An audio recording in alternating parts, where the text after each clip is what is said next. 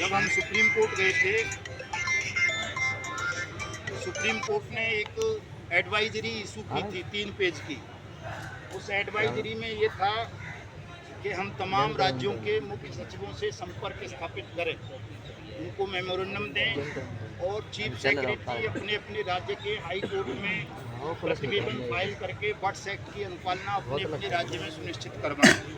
हमने आपने सबने उससे शायद 10-15 दिन बाद ही तमाम जिलाधिकारियों के माध्यम से सभी राज्यों के चीफ सेक्रेटरी को वो मेमोरेंडम भिजवाए थे, लेकिन उस पर उन्होंने कोई कार्रवाई नहीं की, तो उनकी नीयत ठीक नहीं थी।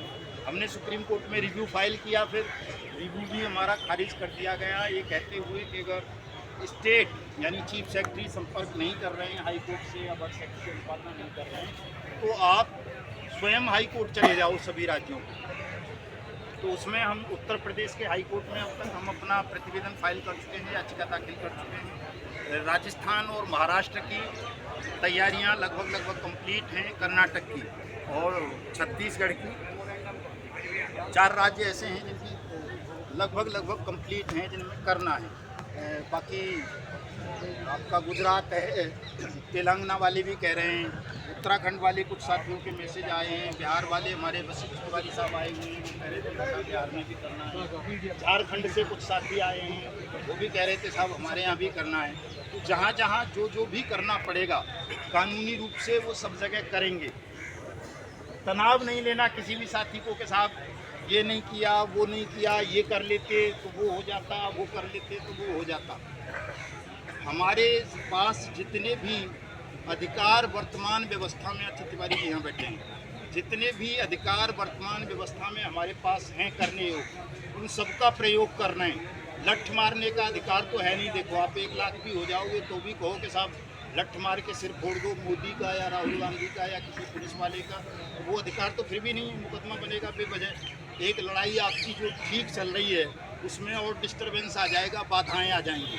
तो जब लाठी मारने का अधिकार नहीं है तो लाठी मारने की बात हमें सोचनी भी नहीं चाहिए।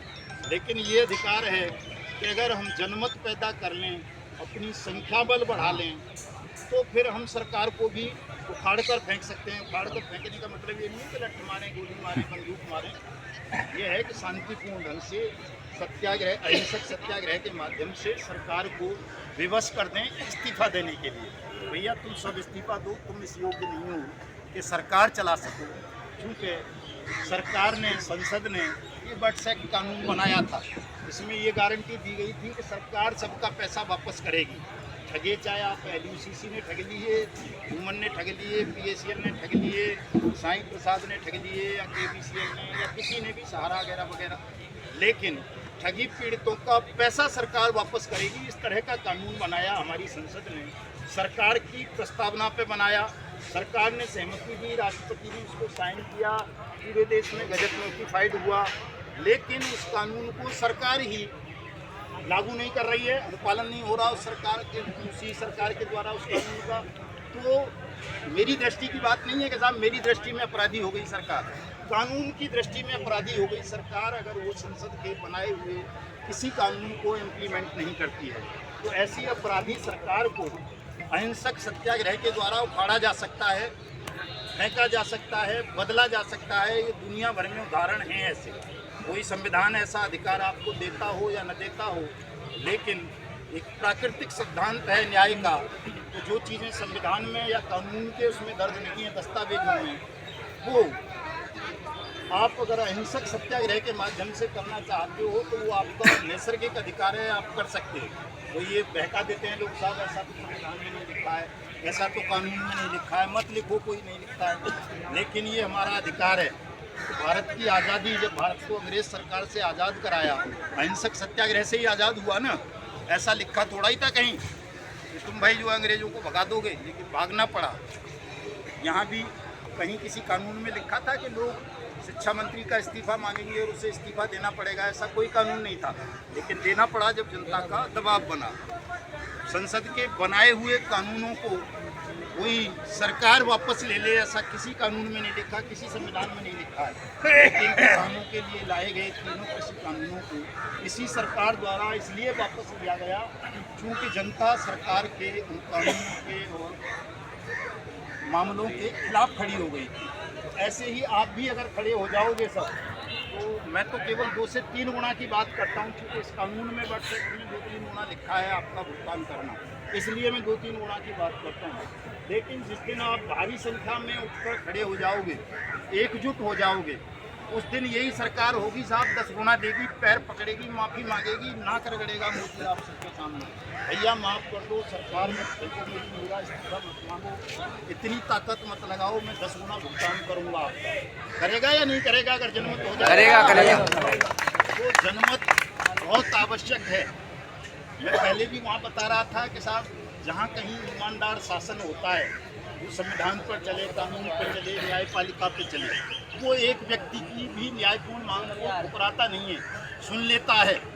जैसे किसी भी और आप प्रगतिशील मुल्कों में देखोगे जो विकसित राष्ट्र हैं, वहाँ एक आदमी भी अगर कोई बात उठाता है न्याय की, तो उसकी बात को सुना जाता है। प्रधानमंत्री तक इस्तीफा दे देते हैं, कई देशों में ऐसे हैं, एक व्यक्ति के मांगने पर। हमारे यहाँ भी ऐसे उदाहरण हैं। राम ने अपनी लुगाई को वनवास दे दिया था, घरवाली को, एक आदमी ने उंगली उठाई थी ना, कोई पूरे समाज ने तो नहीं कहा था तो भैया तू अपनी पत्नी को छोड़ दे, पत्नी कितनी प्यारी चीज़ होती है। लेकिन एक व्यक्ति के उंगली उठाने पर भगवान भी थे, जो राजा भी थे, मर्यादा पुरुषोत्तम भी थे, उन्होंने अपनी पत्नी का परित्याग कर दिया था। और ये नकली राम भक्त, ये तो साहब आपका पैसा देने को तैयार नहीं है कानून बनने के बाद भी। तो ये अंतर है इनमें और अन्यों में, ईमानदार लोगों में। इनसे आप ये अपेक्षा मत करो कि साहब ये कोई कानून बन गया है तो उस कानून को लागू कर देंगे, आपके पैसे दे देंगे। आपके खिलाफ कानून बन गया होगा कोई, तो उससे इस्तेमाल जरूर कर देंगे। देखते हो ना आप, अभी वो BNS 2023 की धारा 111 है, उसमें एजेंट को अपराधी माना गया है। तो जो लोग भी एजेंट का काम करते हैं, इस तरह की पॉन्जी स्कीम्स चलाने वाली कंपनी या सोसाइटीज़ में, तो वो अपराधी हैं। उनको जेल भेजा जाए, 20 साल तक की कैद की जाए, उनकी कुर्की की जाए और उनको जमानत ना दी जाए जब तक कि उनसे उतने पैसे की रिकवरी ना हो जाए। उस कानून का इम्प्लीमेंट बहुतायत में हो रहा है।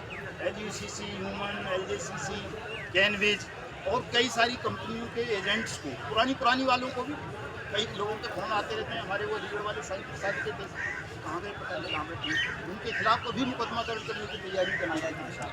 तो आप लोगों के खिलाफ जो कानून है उसका प्रयोग तुरंत यही सरकार कर देती है। लेकिन जिस कानून से आपका भुगतान होना है, उस कानून की अनुपालना करने में ये सरकार लाखों रंगे डाल देती है, जिससे सिद्ध होता है कि ये सरकार बेईमानों की सरकार है, ठगों की सरकार है। जब तक आप अपनी संख्या बल को नहीं बढ़ाओगे, जनमत पैदा नहीं करोगे, संगठन को मजबूत नहीं करोगे, साथियों भुगतान होना असंभव सी बात है। कई लोगों को लगता होगा कि साहब हम जानबूझ के खींच रहे हैं चीज़ों को, ऐसा नहीं है।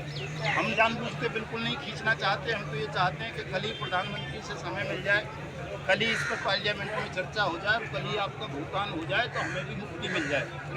मुक्ति नहीं मिली हुई है, हम नाम के आज़ाद हैं, गुलामी भोगनी पड़ रही है। 24 घंटे के गुलाम हैं हम आप लोगों के। किसी ने 1 रुपया दिया है तो, 1 लाख दिया है तो, 1 रुपये देने वाला भी फोन करता है, 1 लाख वाला भी रात के 2 बजे भी हड़का देता है फोन करके, अरे साहब फोन ना उठाया, सो रहे हो, सोते हैं, हम तो मरे जा रहे हैं, पुलिस आ गई। 24 घंटे के गुलाम हैं हम आप लोगों के। तो आप सबका भुगतान हो जाएगा तो हमें भी मुक्ति मिल जाएगी, वास्तव में आज़ाद बन सकेंगे। तो इसलिए हमारी नीयत ऐसी नहीं है कि साहब हम कोई जानबूझ के चीज़ों को खींचना चाह रहे हों। हमने इसीलिए तमाम प्रयास किए हैं, तमाम रिस्क भी उठाया है। अपने किसी आदमी पर कोई एक मुकदमा आज तक हमने नहीं बनने दिया, लेकिन हमारे खिलाफ इसी सरकार ने 4-4, 5-5 मुकदमे बनाए, रेप तक का झूठा मुकदमा बना दिया, डकैती का बना दिया और पता नहीं काय का बना दिया, दुनिया भर के बना दिए। लेकिन हमारे किसी साथी की उंगली भी टच नहीं की है आज तक किसी ने, ना किसी के खिलाफ कोई मुकदमा बना है। वरना तो जानते तो हम भी थे कि अगर 10, 20, 100, 50 लोगों के खिलाफ मुकदमा बना देंगे तो लाखों रुपये महीने का आता रहेगा आप लोगों से, कभी जमानत के नाम पे, कभी पेशी के नाम पे, कभी एग्जेम्पशन के नाम पे। इस तरीके को हम नहीं जानते थे, लेकिन हमारी नीयत ऐसी नहीं थी कि हम अपने लोगों का शोषण करें, उनके उत्पीड़न को बढ़ावा दें या अपनी कोई राजनीतिक रोटी सेकें आपके लिए। प्रधान बनना, MP, सांसद, विधायक, मिनिस्टर बनना कुछ भी हमारी इच्छा नहीं है। हम तो चाहते हैं कि भैया मुक्ति मिल जाए किसी तरह से, अपना भगवान का भजन करें, अपने मंदिर में बैठ के और आप सबकी दुआएं लें, बस इतना सा चाहते हैं। तो हमारी नीयत पर संदेह करने की आवश्यकता नहीं है। कई साथी अभी कह रहे थे, अरे सुन लो भाई, ध्यान से सुन लो, अब जरा बढ़िया बात बता रहा हूँ, इधर उधर मत भांडो। वीरेंद्र जी आगे को आ जाओ जरा, वीरेंद्र भाई आगे को आ जाओ। बहुत सारे लोग हमें ज्ञान देते हैं, उपदेश देते हैं, सुझाव देते हैं कि साहब यूं कर लो, यूं कर लो, यूं कर लो। अभी भी कई साथी कह रहे थे साहब अनशन पे बैठा दो यहाँ। हमारे छत्तीसगढ़ वाले साथी कह रहे थे हम 200 लोग बैठ सकते हैं अनशन पे। कई बोल रहे हो 200 लोग आएंगे अनशन होगा तो। और कई लोग कह रहे हैं वो हमारे पीलीभीत वाले महाराज जी कहाँ गए पता नहीं हैं। पीलीभीत वाले, हमारे पीलीभीत वाले साथी कह रहे थे माइक कहाँ थे लोग हमारे साथ।